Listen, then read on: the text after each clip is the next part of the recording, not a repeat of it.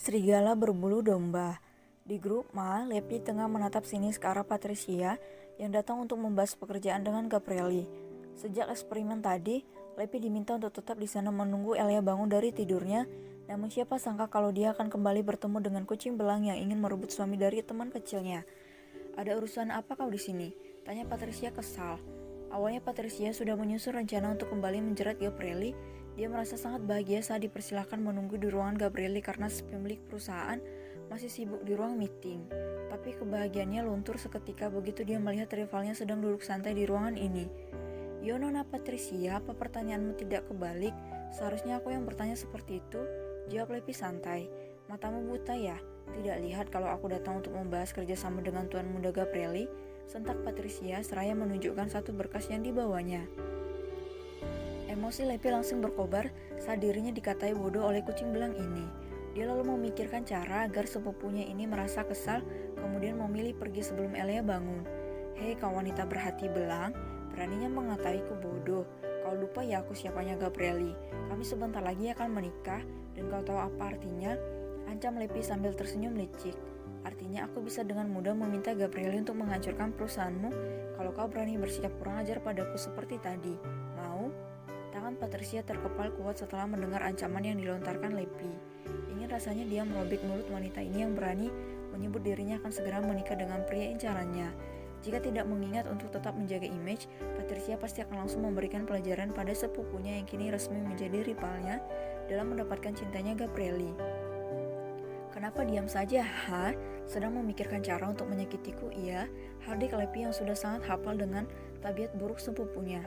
"Tutup mulutmu, Lepi. Berhenti memprovokasi kemarahanku," sanggah Patricia berusaha menahan amarah. "Kalau aku menolak, kau mau apa, ha? Memangnya kau punya nyali untuk membuat owner di perusahaan milik calon suamiku?" Lepi menyeringai puas melihat Patricia yang diam tak berkutik. Dia masih menunggu balasan dari kucing belang ini yang sepertinya sedang bersiap untuk kembali mengibarkan bendera perang. Lepi, baru menjadi calon istrinya Gabrieli saja kau sudah sombong ini. Apa kau itu tidak merasa malu dengan statusmu sebagai mantan model yang di blacklist oleh calon suaminya sendiri? Apa kata orang-orang jika mereka tahu tentang masalah ini? Kau pasti akan menjadi sasaran empuk bagi lidah tajam mereka, ucap Patricia sembari terkekeh geli. "Oh ya, sayangnya aku tidak takut dengan mulut tajam mereka, Patricia. Gabrieli memblacklist namaku dari dunia modeling karena dia tidak mau tubuh indahku dinikmati oleh pria lain. Jika alasannya saja seromantis ini, siapa yang masih berani membuliku, ha? Lagi pula memangnya mereka tidak takut dengan amarahnya Gabrieli?" balas Lepi dengan begitu percaya diri. "Sialan, beraninya kucing belang ini mengungkit aibku. Awas saja kau, Gabrieli, aku pastikan setelah ini uangmu akan habis kukuras." Patricia kalah telak. Awalnya dia berniat mempermalukan Lepi, tapi dia tak menyangka kalau niatnya itu malah berbalik menyerangnya. Sadar kalau dirinya tak akan menang berdebat, Patricia memutuskan untuk duduk dan memeriksa berkas yang dibawanya. Dia pura-pura tak melihat saat Lepi ikut duduk di seberang sofa. "Oh ya Patricia, bagaimana kabar Paman Brian? Dia pasti mau sekali memiliki putra yang bermuka dua sepertimu, iya kan?" tanya Lepi yang gemas melihat gaya sok jual mahal sepupunya. Tak ada tanggapan dari Patricia. Dia malas meladeni Lepi yang sepertinya memang sengaja memancing kemarahannya. Patricia khawatir kalau semua ini adalah jebakan untuk membuat namanya jelek di hadapan Gabrieli. Kesal karena pertanyaannya tak dianggap, Lepi kemudian mengulik sedikit tentang Elia. Kalau saja Gabrieli tidak memintanya untuk merahasiakan keberadaan Elia dari semua orang luar, terutama keluarga Young, dia pasti akan membawa Elia datang ke rumah itu untuk memberikan shock terapi pada orang-orang jahat yang telah menelantarkan hidupnya. Memikirkan hal itu membuat emosi Lepi meledak, tapi dia berusaha untuk menutupinya di depan Patricia. "Seandainya anak Paman Brian masih hidup, kau pasti tidak akan berani bersikap congkak padaku, Patricia. Kehadiranmu di keluarga itu hanyalah sebuah keberuntungan saja." Bibiyuran dia tidak sadar kalau setelah memungut serigala berbulu domba yang siap memakannya hidup-hidup. Brak, geram karena statusnya sebagai anak pungut diungkit, Patricia dengan kasar membanting berkas yang sedang dibacanya. Dia lalu menatap tajam ke arah Lepi.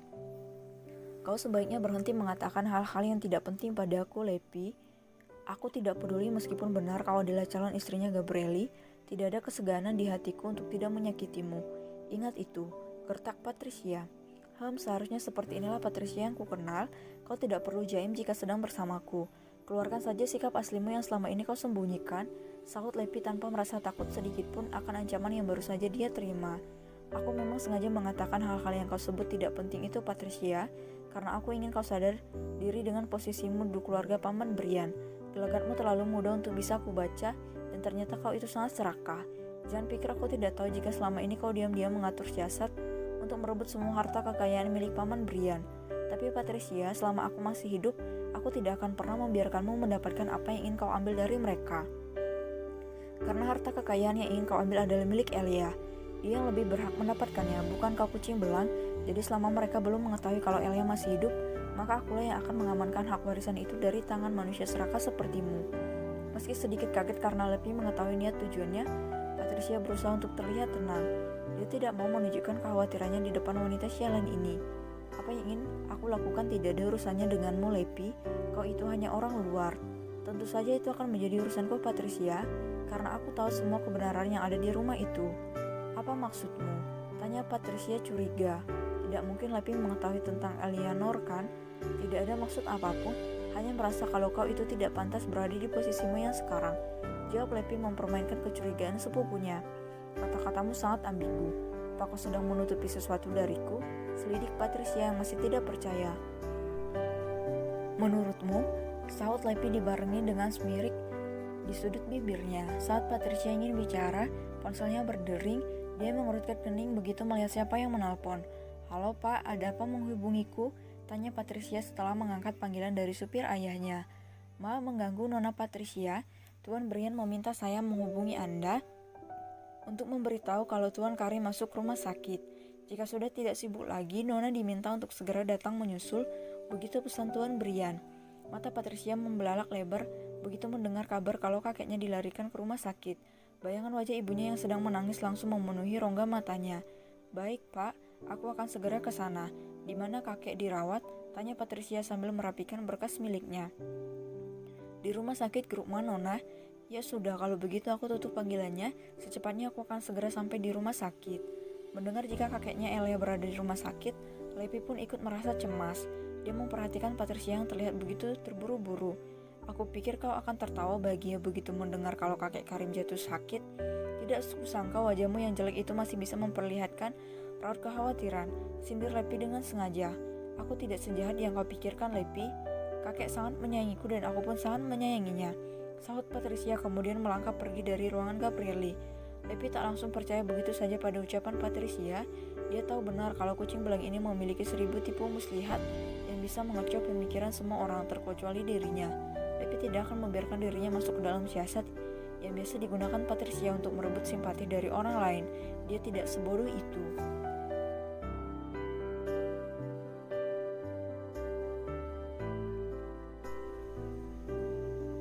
Dicurigai, Penry berjalan menghampiri Jake yang sedang duduk menunggunya di dalam sebuah restoran.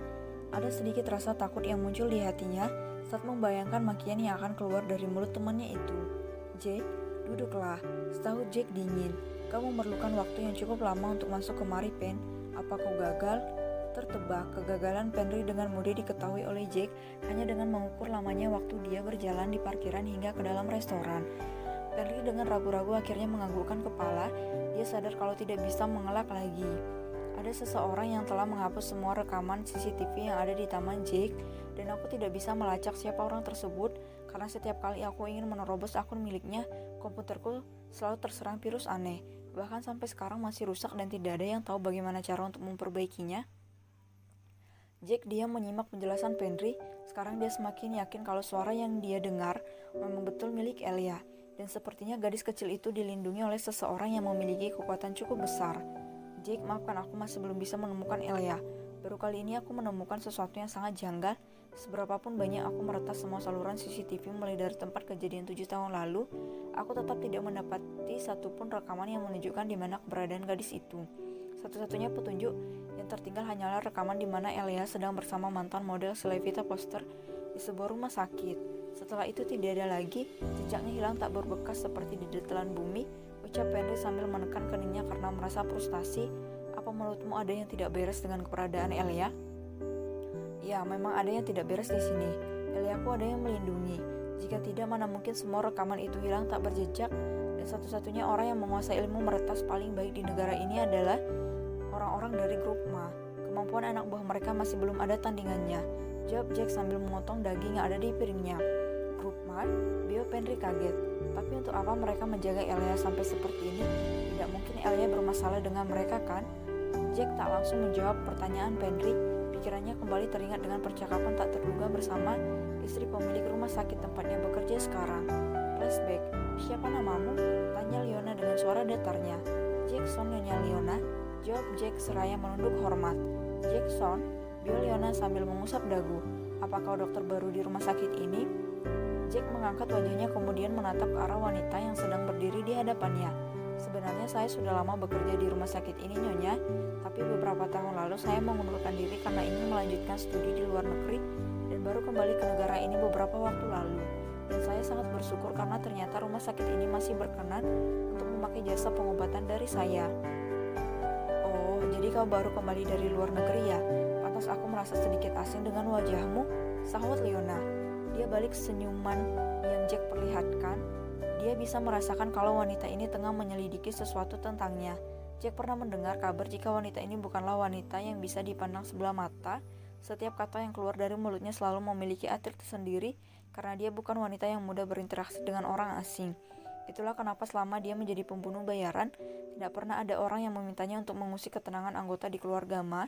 Mereka bilang jika menyentuh keluarga itu sama artinya dengan bunuh diri. Ya sudah, kalau begitu kau lanjutkan saja pekerjaanmu, ucap Leona diiringi dengan seringnya samar di sudut bibirnya. Baik, Nyonya. Flashback now. Jack, apakah kau mengetahui sesuatu? Tanya Penry penasaran melihat temannya yang malah melamun. Sepertinya aku sedang dicurigai oleh Nyonya Leona. Pen, kemari tiba-tiba dia datang ke ruanganku dan menanyakan beberapa pertanyaan yang menurutku terdengar sedikit janggal. Jawab Jack. Apa? Kenapa bisa begitu? Apakah kau telah melakukan sesuatu yang membuat wanita mengerikan itu tertarik untuk mengajakmu bicara? Kaget Penry. Jack menggeleng. Aku sama sekali tidak melakukan apapun, apalagi yang bisa memancing rasa penasarannya. Awalnya dia bilang salah memasuki ruangan, tapi aku tahu itu hanya alasannya saja. Sorot matanya mengatakan kalau akulah tujuannya dari awal, bukan Dr. Reinhardt. Penry mengusap wajahnya kasar. Nyalinya sedikit goyah setelah tahu kalau temannya sedang dicurigai oleh wanita berbahaya itu. Sekalipun Penry sering membunuh orang, tapi berurusan dengan wanita itu bukanlah hal yang baik. Adalah kabar buruk jika wanita itu sampai datang menyapa. Itu menandakan kalau ada bahaya besar yang sedang mengancam keberadaan mereka.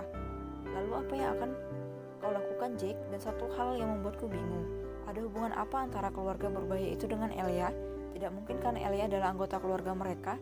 Tanya Penry gelisah. Aku belum tahu apa yang akan aku lakukan selanjutnya, jawab Jack. Satu hal yang pasti, aku akan tetap mendapatkan Elia apapun caranya. Tidak peduli meski harus berurusan dengan mereka. Elia adalah ratuku, hanya aku saja yang boleh memilikinya. Tapi Jack, terlalu berisiko jika kita mengusik keluarga mereka. Hidup kita tidak akan tenang, percayalah, ucap Penry mencoba mengingatkan. Sudah aku bilang, aku tidak peduli. Jika benar Elia ada bersama mereka, maka aku pastikan akan merebutnya kembali. Aku, Jagal, tidak pernah takut pada siapapun yang berani mengambil barang milikku, maka mereka harus bersiap untuk mati, sahut Jack penuh penekanan. Kau sudah gila, Jack? Apa harus sampai seperti ini hanya karena seorang gadis? Ini tidak terlihat seperti Jagal yang biasa aku kenal.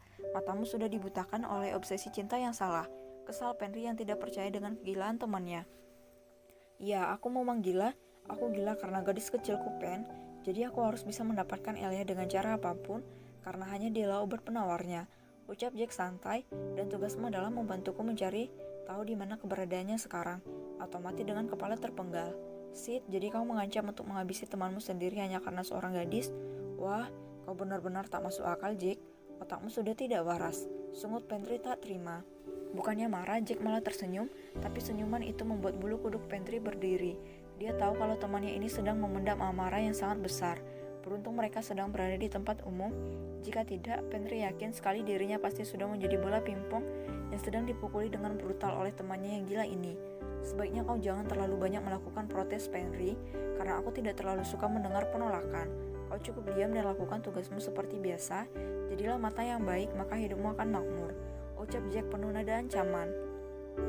Penry mendesak pasrah. Jika sudah seperti ini, maka dia tidak punya pilihan lain lagi selain menuruti perintah Jackson. Dia tentu saja tidak mau nyawanya melayang sia-sia. Terserah kau saja, Jack, aku malas berdebat denganmu. Dari awal kamu memang ditakdirkan untuk selalu patuh pada perintahku. Tenang saja, setelah ini aku akan memberimu sedikit hadiah. Mata Penri langsung berbinar dengan senyum bahagia. Dia memanggil seorang pelayan kemudian memesan banyak makanan yang bisa mengenyangkan perutnya.